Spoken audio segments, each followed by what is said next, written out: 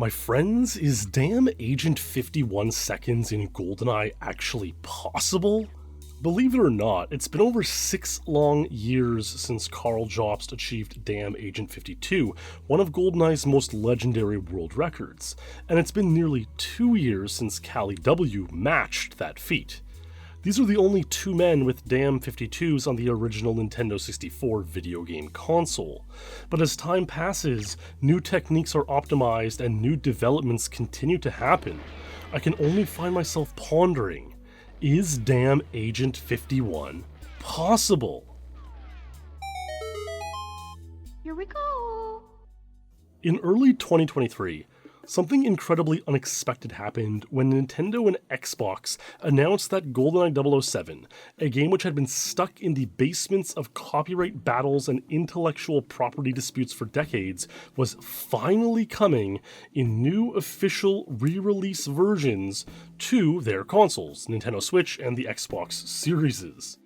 This was the very first time official versions had ever been re-released for GoldenEye, and it put the game in a spot where it had never been before. New official versions meant that each version might have its own tweaks or technological advantages, challenges, and just something different going on, and it would take quite some time before GoldenEye speedrunners would realize just how this would impact their speed game.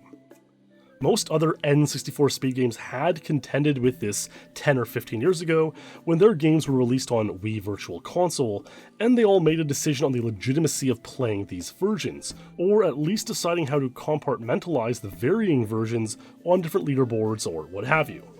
The Super Mario 64 speedrun community, for example, only recognizes the original Nintendo 64 versions as the true and official speed game, where the most prominent records are set and where most players are encouraged to speedrun. Virtual Console has seen times where the record was faster in a main category than the record on N64, and while these have certainly been classified properly, the true and main purpose of SM64 speedrunning is to do so on the Nintendo 64. The Legend of Zelda Ocarina of Time has spent the last 20 years taking the complete opposite direction, where any officially released version was considered acceptable to compete for a speedrun record. This has resulted in the world record in most categories having been set on a wide variety of consoles and versions throughout its history, from the Wii Virtual Console to the Chinese IQ player and pretty much every version in between. They've all been at various times the fastest category to play, and all had runs recognized as the world record in any percent and other categories at various times throughout history. So, the GoldenEye speedrunning community that has been around since the earliest days of the game, the Elite.net, decided they would not be allowing Xbox or Nintendo Switch speedruns of GoldenEye on their rankings page, nor adding a new rankings page for these versions. This was a pretty much unanimous decision to uphold the history of the game that had been passionately competed for more than 20 years.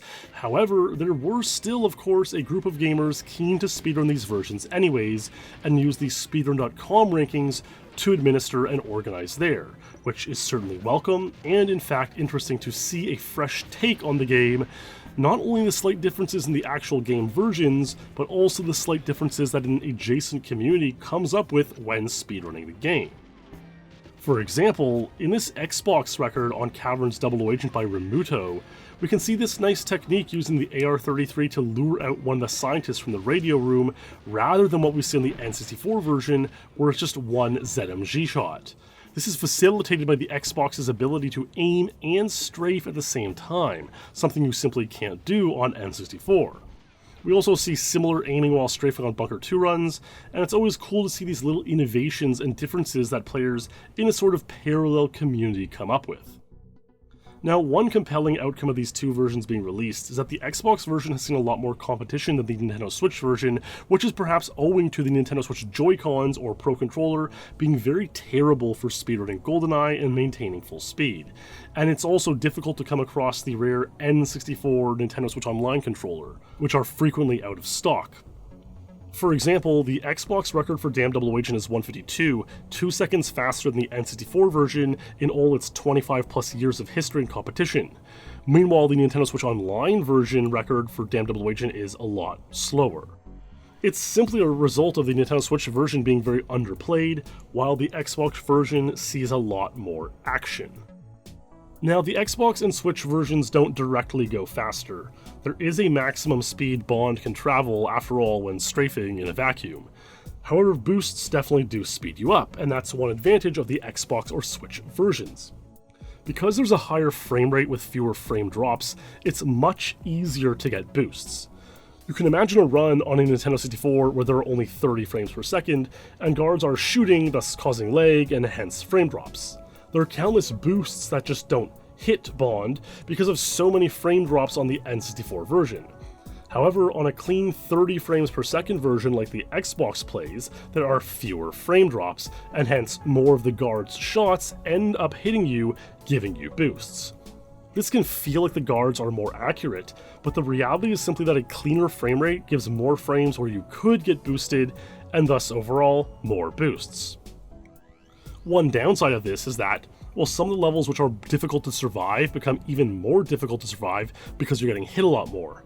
However, one upside is that on the more strafing levels, you can get more boosts, and thus one might be able to get a time faster than the N64 counterpart, or at least one might be able to get a long-established N64 record much more easily on the Xbox or the Nintendo Switch.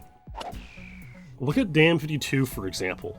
As I mentioned earlier, only 2 guys have DAM52 on the N64. However, already on the Xbox version, there are 24 people who have a share of DAM52. It's just very clear that this Xbox version is way easier on strafing levels than the N64 version, and this is largely due to frame rates and the ability to get more boosts. I mean, look at this DAM52 on the Xbox version from iFever. He literally pauses in the tunnel because he was just messing around with a pause buffer in hopes it would affect the gate later on the level. It didn't really, though he was able to just run through the gate as it was opening, which is just what happens if you're a bit slow to the gate. He gets 0 guard boosts and does 1 self boost off this box. This box boost is not done on the N64 version, presumably because it would cause too much lag to be worth it. And all that being said, the run is still DAM52. That's a marked difference from the DAM52s on the N64 versions, which took decades of study, lag reduction strategy developments, hundreds and hundreds of hours of gameplay, and the luck needing at least 2 to 3 guard boosts all the while. And so I think it's fair to ask if one could, on the Xbox version, get 3 or 4 or 5 guard boosts, could DAM Agent 51 be possible? Well, perhaps surprisingly, since the Xbox version of GoldenEye has been only out for a year, the folklore surrounding DAM51 has already begun to manifest. One can imagine a run with 3 or 4 guard boosts. I mean, it's quite possible it can happen on N64, and these boosts are easier to get on Xbox. And so with some great movement and grinding out the lucky boosts, maybe DAM51 can happen. Not to mention the increased frame rate and quickness of movement helps when doing something like the guard tower boost lure, again something not done on the N64 version for 52s, because it's seen as costing too much time for not being consistent enough of a reward, but it does seem to be viable on Xbox. According to a legend, a very interesting thing happened in October 2023, a thing that few would believe if not for some partial video evidence from speedrunner iFever.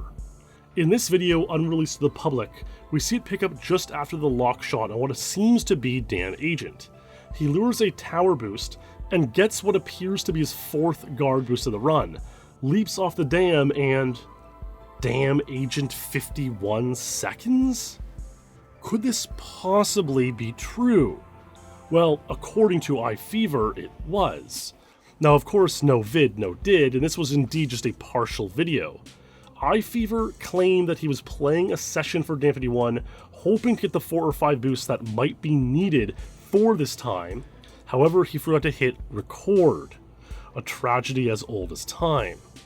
Now, the Xbox does have a built-in highlight system that can save a clip of the last 60 seconds of your gameplay, but by the time iFever clicked to see the end screen 51, that 60 seconds backwards only makes its way to, well, you see just after the gate here. If you were playing in a lower resolution, the clip could have saved 3 minutes, in which case it would have gotten the entire run. Now that's a tragic tale indeed. That is, if this were all true, and it certainly could be, but in this day and age, well, we've certainly seen a ruse or two. The only way for iFever to prove that he could truly get DAM51, and that DAM51 was possible, would be to set out and do it once again on his Xbox and record it this time. He grinded for months and months, but simply the alleged DAM51 did not want to present itself once again. It seemed like he needed 4 or 5 boosts, maybe he got the self-box boost in there as well, and it just didn't want to take shape. He was on the brink of giving up. However, his pal and fellow GoldenEye Xbox runner, Dusty, encouraged iFever to keep going, both of them wanting to see that glorious 51 end screen and have a video recording of the event. And my friends, on December 13th, 2023, iFever got this speedrun.